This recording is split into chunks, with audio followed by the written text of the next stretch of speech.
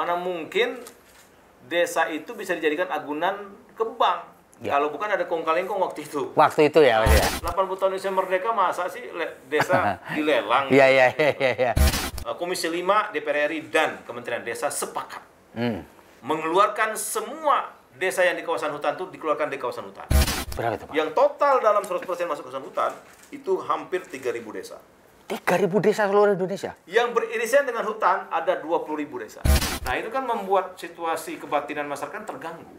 Nah maksud saya, buat apa sih begini tuh loh? Ya kan masuk akal nggak bilang itu? Ya. Nah desa ini berdiri 1930. Sebelum Indonesia Merdeka. Sebelum Indonesia. Nah, jadi nggak masuk tiba-tiba kawasan hutan. Kementerian Kehutanan 2014. Iya. Nah, bayangkan 4 orang tersangka sekarang ya sama keluarga nggak jadi resah.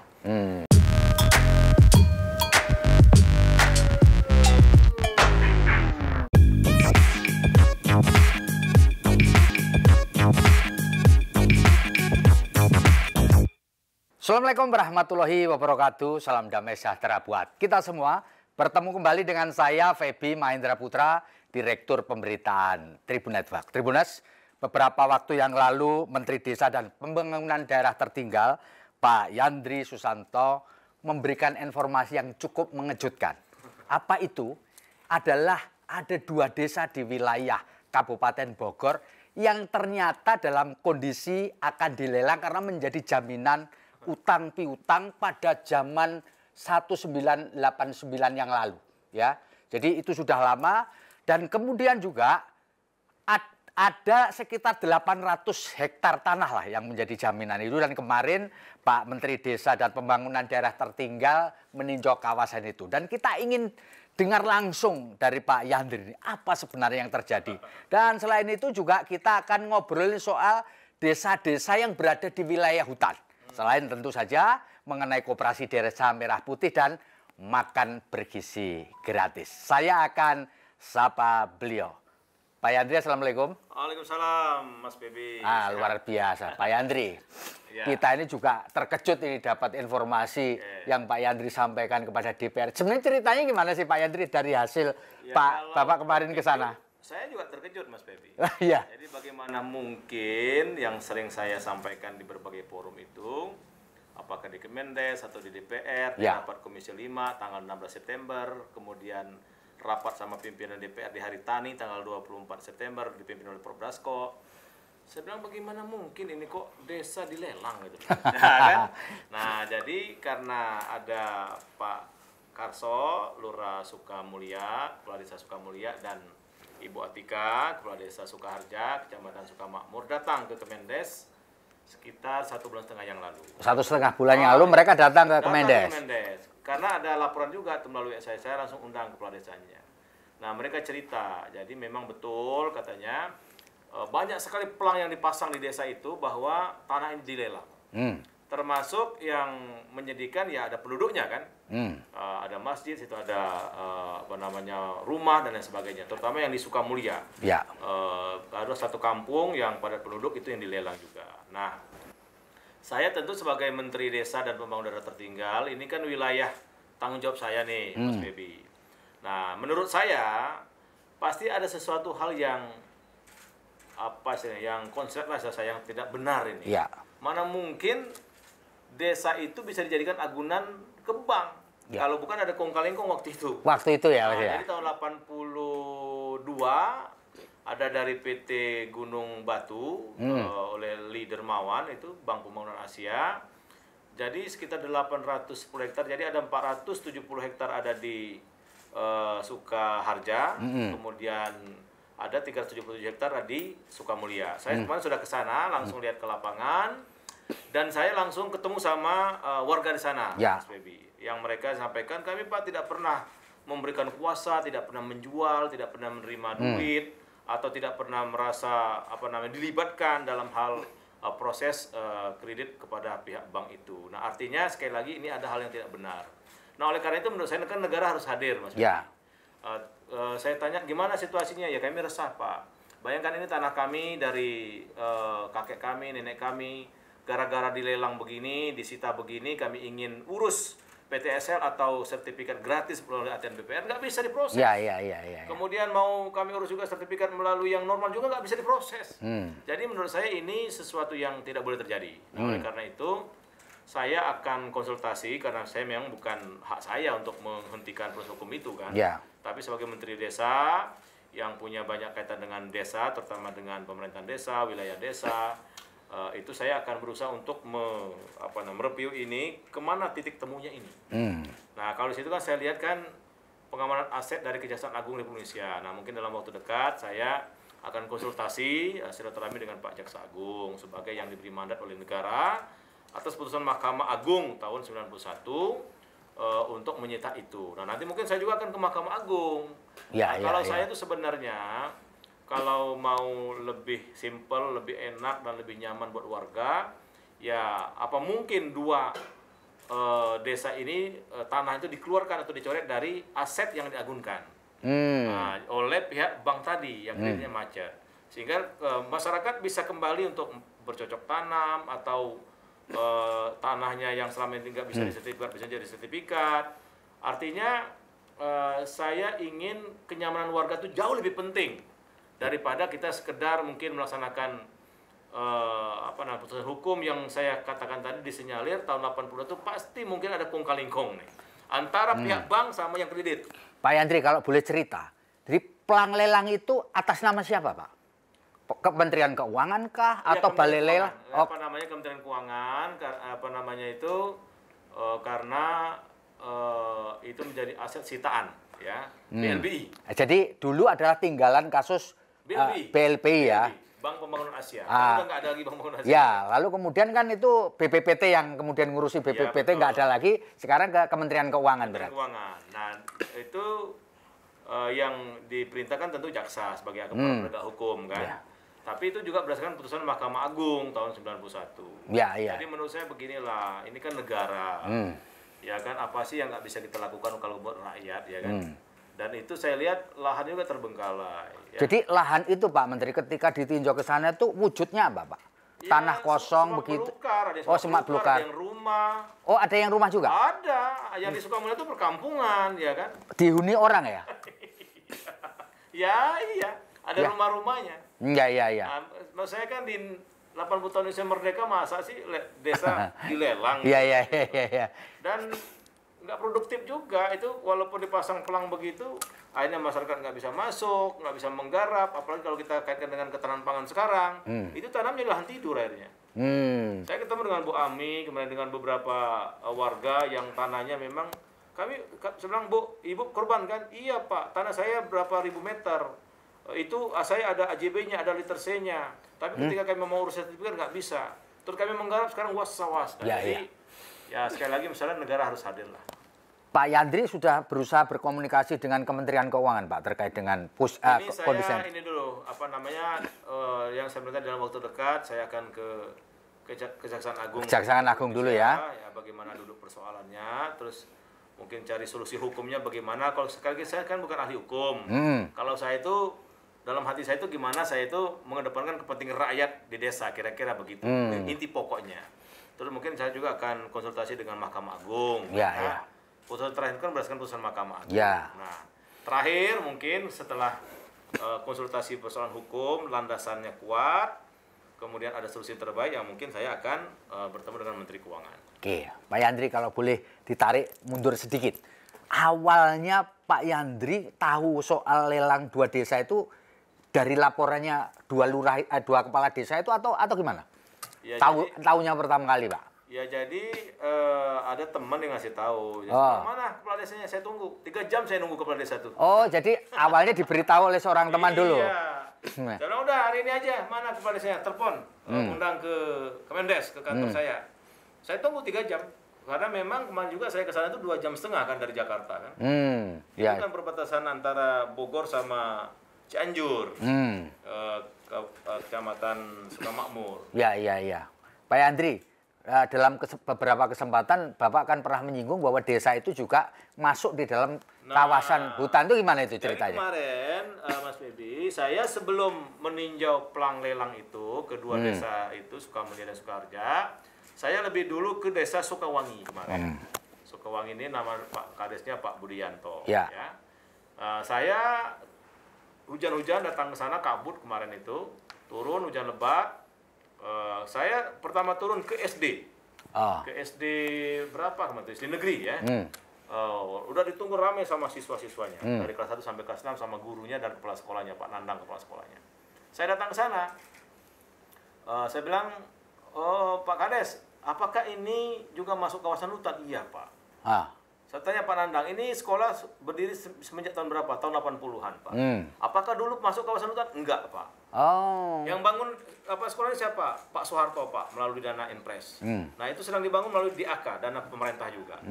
Nah, jadi ini menurut saya ada persoalan yang mesti kita tinjau ulang. Jadi desa itu dan sekitarnya, tanah-tanah sekitarnya itu tidak pernah masuk kawasan hutan.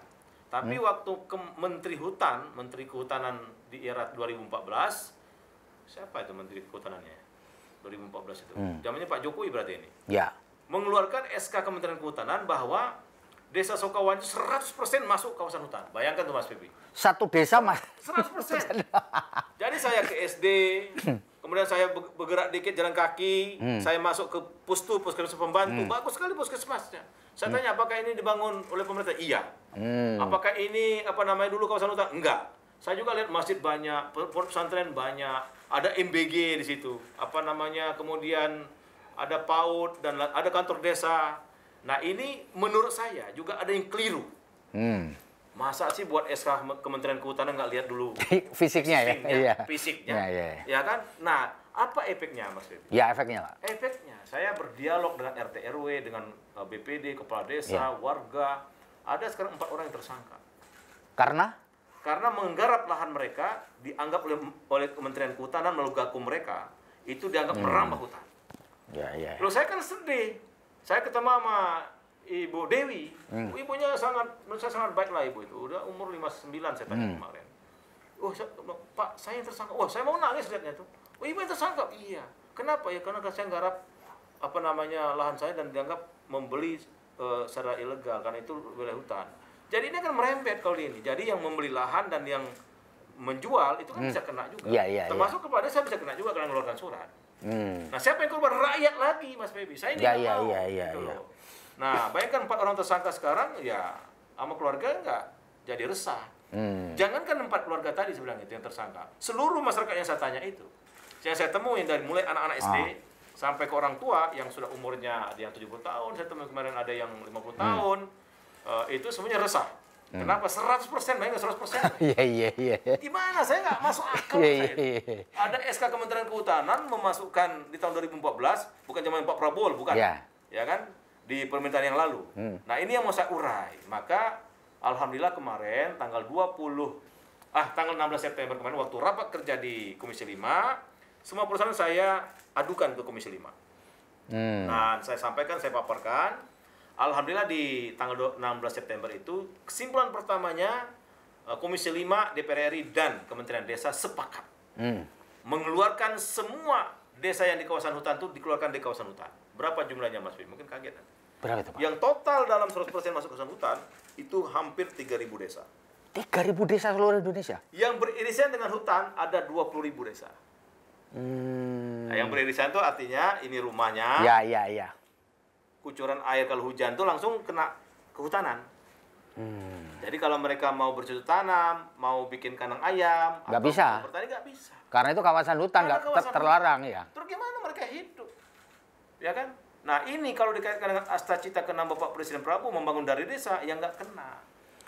Karena perlu gerakan ekonomi, perlu suasana pangan, ya kan? Perlu ada kegiatan masyarakat yang menunjang kesejahteraan mereka. Lah, sebenarnya hutan itu buat apa? Lahan itu buat apa? Kalau untuk menyiksa masyarakat. Nah, itu saya bilang itu. Tapi Pak Yandri belum sempat untuk konfirmasi ke Kementerian Kehutanan terkait dengan itu. Kita ada MOU. Nah, makanya cara saya mengurai itu kan saya banyak melakukan MOU dengan kementerian lembaga. Ya, dengan Kejaksaan Agung kami sekarang sudah MOU. Ya. Dengan kepolisian sudah MOU. Dengan Kementerian Kehutanan sudah MOU. Dalam rangka apa? Ya, mungkin ke depan kan banyak perusahaan seperti ini. Bisa kita komunikasikan. Saya maunya itu tidak ada ego sektoral lah, Mas Bibi. Iya. Apa sih kita ego sektoral? Ya. Saya Menteri Desa kan karena dapat amanah saja. Dan nggak lama juga jadi menteri desa kan, paling lama 5 tahun, Ya. paling lama kalau nggak kena yang lain kan. Ya. Nah, jadi yang lain juga begitu. Nah, inti pokoknya kita bagaimana itu melayani masyarakat, ya kan? Kan bukan tanah kita juga tuh di desa itu kan. Ya, Kenapa ya, ya. kita itu loh.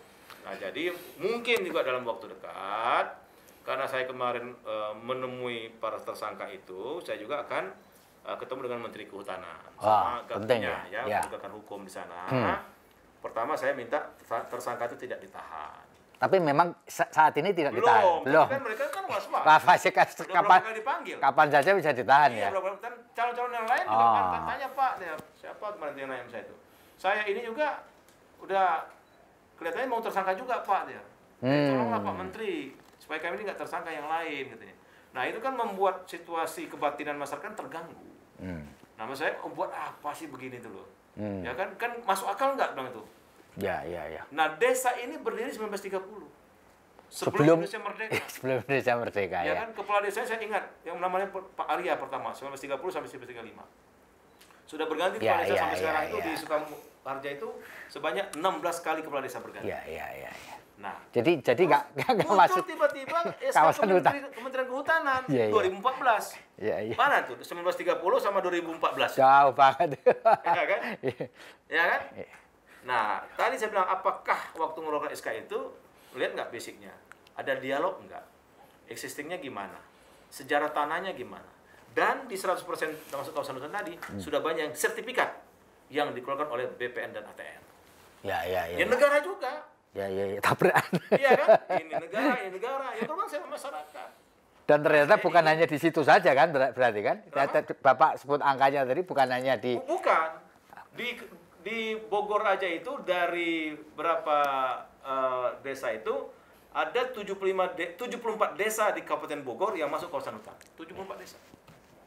Nah, bayangkan nanti kalau itu tidak kita urai, nanti apa akibatnya? Tadi masyarakat tidak bisa menggarap lahan, akan dianggap sebagai perambah hutan, pembangunan akan terhambat karena tidak boleh membangun kawasan hutan dan lain sebagainya.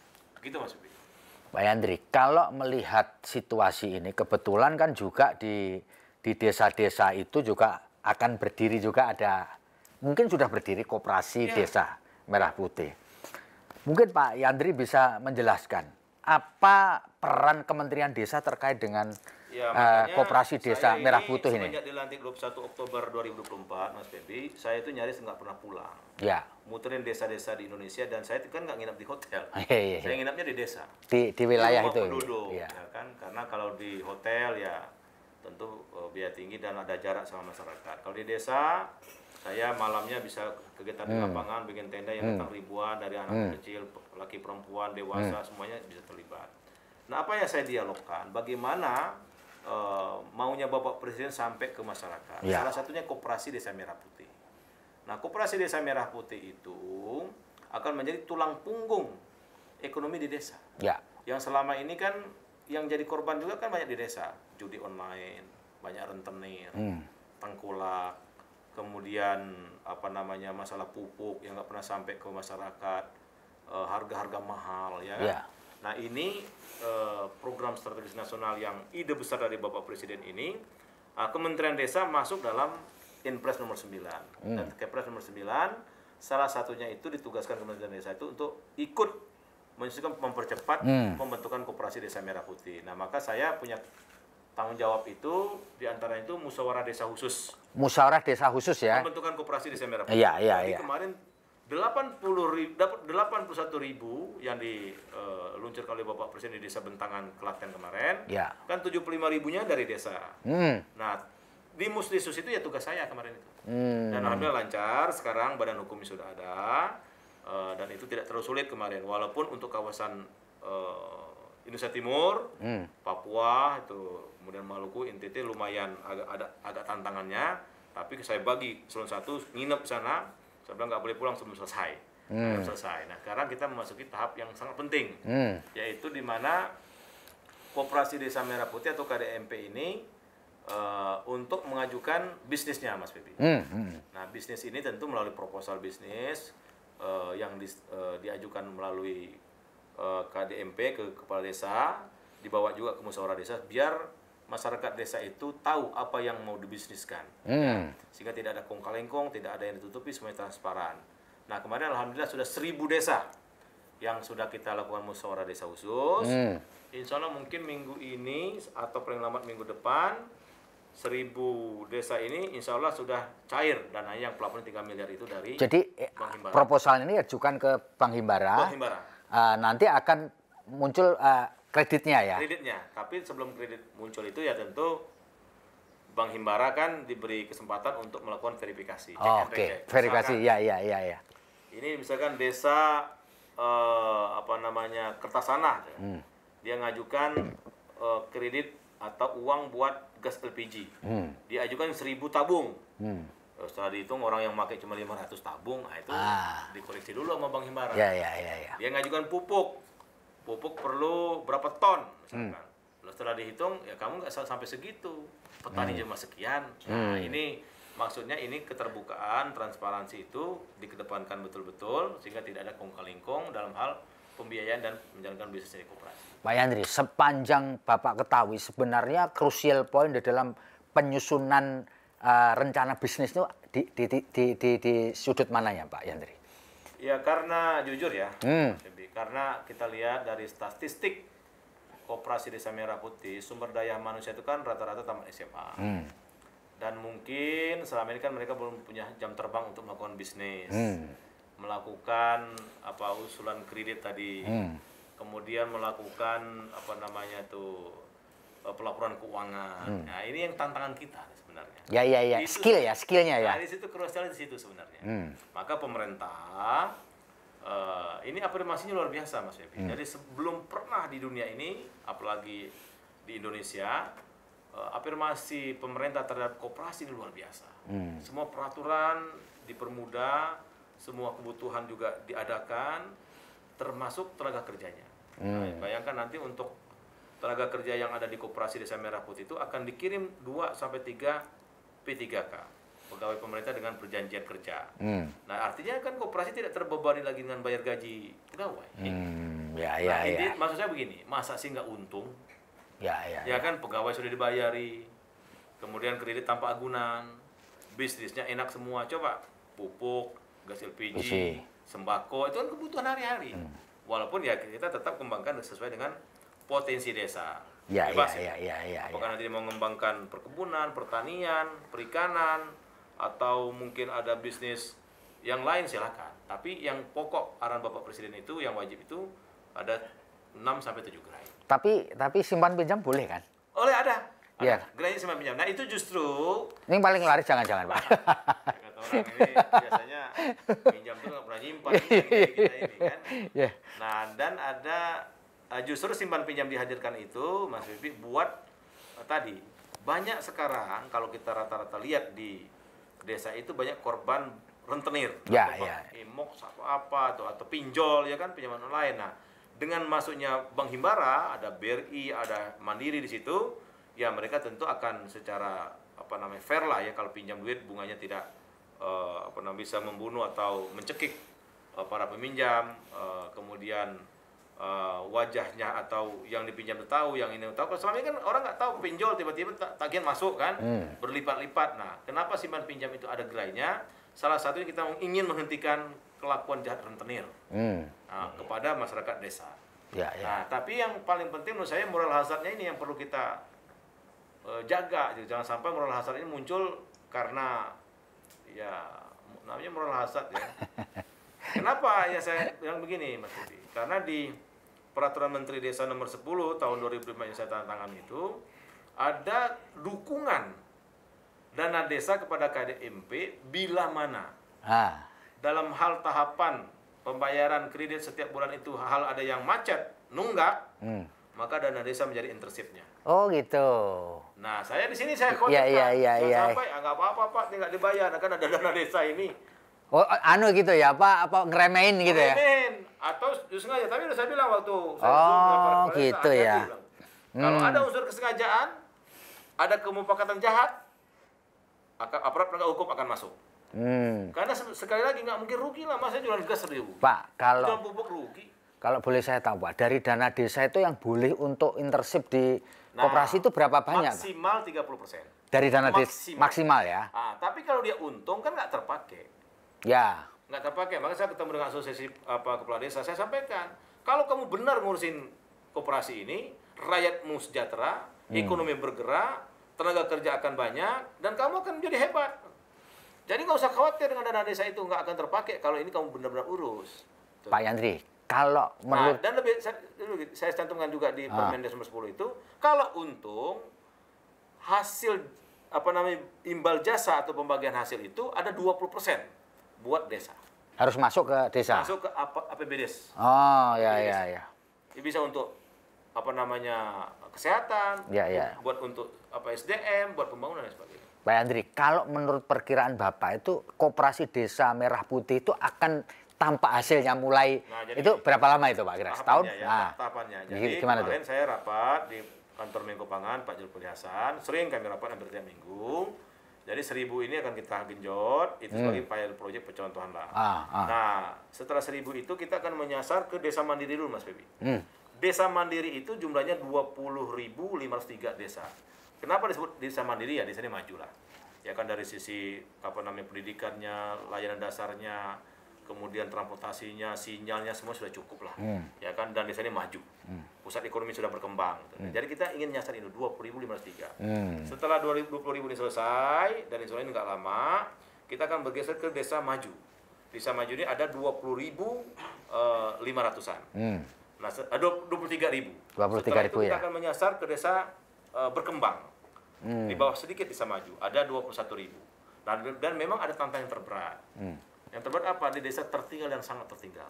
Itu ya? Ada, masih kira-kira hampir 10.000. 10.000 ya? Desa tertinggal itu ada 4.600-an, sama dengan desa sangat tertinggal 4.600. Dan ini tempatnya jauh-jauh Mas Febi. NTT, di ujung-ujungnya ya? Iya, Papua. Gimana kalau desa tertinggal sinyal nggak ada? Ya. Listrik belum ada. Aksesibilitasnya atau jalannya belum ada. Dan ini tantangan, tapi tetap itu menjadi PR kita. Maka target saya, insya Allah, yang 9.000 desa ini, sampai 2009 akan kita hapuskan. Tidak ada lagi desa tertinggal di zaman Pak Prabowo, insya Allah. Pak Yandri, ada nggak hubungan antara koperasi desa Merah Putih, lalu kemudian upaya membangun desa ini dengan program makan bergizi gratis? Ada. Gimana itu? Jadi saya berkali-kali di mana-mana saya sampaikan, termasuk saya nginap di desa-desa itu, pertemuan dengan kepala desa, pertemuan para bupati. Sebenarnya inilah kesempatan desa untuk bangkit dari keterpurukan ekonomi. Karena dengan koperasi, dengan MBG, itu akan sangat relevan. Untuk yang saya tekankan selalu di desa itu, jangan sampai desa menjadi penonton. Karena MBG itu, Mas Febi, setiap hari butuh beras banyak. Di mana di desa? Mana ada beras di kota? Ya kan? Butuh telur yang banyak. Di mana peternakan ayam bertelur? Maka saya buat sekarang desa tematik. Desa tematik ya. Telur, desa nila, desa lele, desa cabe, desa melon, desa jagung, saya buat begitu. Supaya ada bisnis mutualisme silang. Kalau desa itu penghasil ayam bertelur, ya jangan di kecamatan ini ayam bertelur semua, nanti produksi. Nah, maka kalau dikaitkan dengan makan siang bergizi, tadi saya bilang tadi, perlu sayur yang banyak, perlu tomat yang banyak, rempah yang banyak, ya ikan yang banyak, ayam yang banyak, semua di desa. Nah, saya bilang jangan sampai desa kamu ini menjadi penonton. Masa apa penonton Pak Menteri itu? Ya kan, saya bilang tadi, misalkan di sini butuh cabai tomat yang banyak, masa sih desa ini nggak bisa nanam tomat? Kalau tomatnya banyak, kamu bisa jual ke MBG melalui koperasi. Dan itu akan terjamin harganya karena dibutuhkan. Insya Allah nggak akan ada produksi yang dibuang ke tengah jalan, nggak ada lagi. Karena ada yang nyerap ya. Ada yang nyerap. Ya. Ikan sedang. Kalau pas kebutuhan ikan satu hari itu berapa? Kalau dapatnya 3.000 ekor lele, baru satu hari. Telur 3.000 telur satu hari misalkan. Ya kamu itu peluang bisnis. Jadi uang yang beredar itulah maksud Pak Presiden Prabowo itu membangun dari desa dan dari bawah untuk pemerataan ekonomi dan pemberantasan kemiskinan asal ciptakan nama Bapak Presiden. Ya. Jadi MBG, Koperasi Desa Merah Putih, dan program kementerian lembaga yang lain itu dalam rangka itu, Mas Febi. Ya. Maka saya buat sekarang itu banyak MOU tadi. Kan banyak program kementerian sosial masuk ke desa, saya MOU. Jangan sampai kemiskinan ekstrim itu tidak tepat sasaran. Saya MOU dengan Menteri Pertanian, bagaimana tadi desa-desa tematik. Saya buat MOU dengan Menteri Kelautan dan Perikanan, bagaimana desa-desa yang akan dijadikan desa ikan, gitu. Dan peningkatan SDM-nya. Saya kerjasama dengan Menteri Perdagangan, kita buat program sekarang ada desa ekspor. Dengan Menteri Lingkungan Hidup kita buat desa bebas sampah.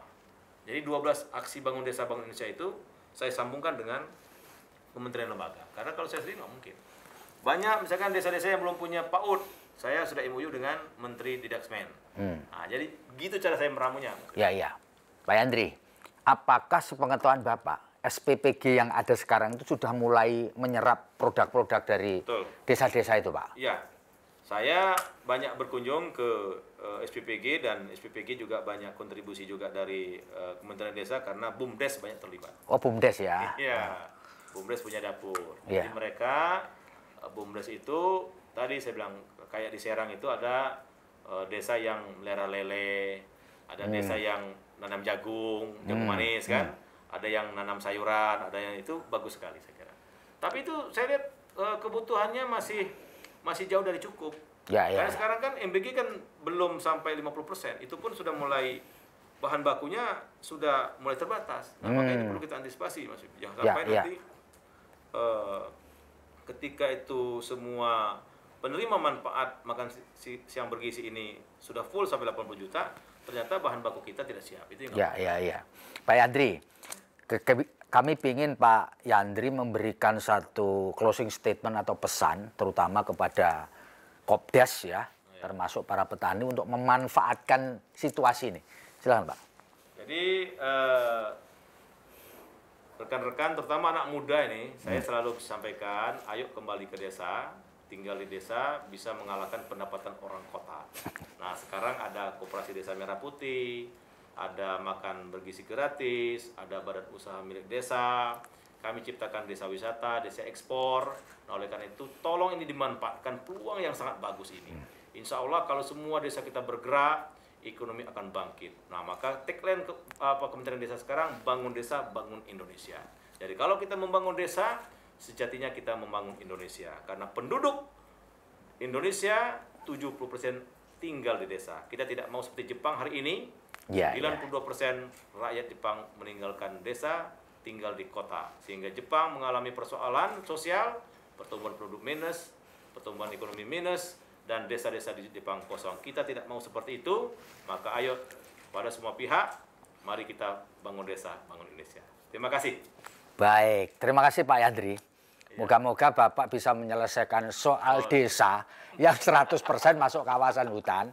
Selain itu juga bisa mendapatkan titik temu bagaimana 2 desa di Kabupaten Bogor, Jawa Barat tidak lagi dilelang. Ya, kira-kira itu. Demikian Tribuners, saya Feby Mahendra Putra pamit undur diri. Assalamualaikum warahmatullahi wabarakatuh. Salam damai sejahtera buat kita semua, dan apapun yang terjadi jangan lupa tetap bahagia. Mantap. Download Tribun X sekarang, menghadirkan lokal menjadi Indonesia.